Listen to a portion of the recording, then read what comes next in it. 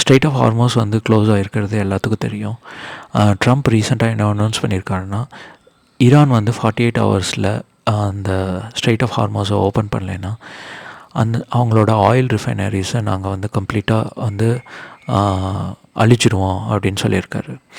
அதுவும் இல்லாமல் international energy agency அவங்க வந்து ஒரு ரிப்போர்ட் மாதிரி மக்களுக்கு ஒரு அவேர்னஸ் க்ரியேட் பண்ணுறதுக்கு ஒரு ரிப்போர்ட் மாதிரி வெளியிட்ருக்காங்க.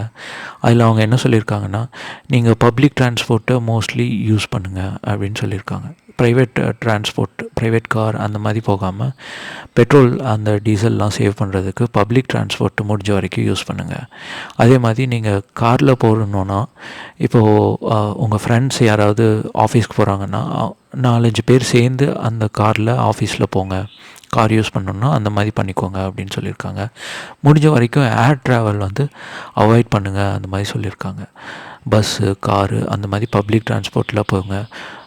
ஏர் ட்ராவலுக்கு நிறையா ஃபியூவல் வேஸ்ட் ஆகுங்கிறதுனால அந்த மாதிரி சொல்லியிருக்காங்க.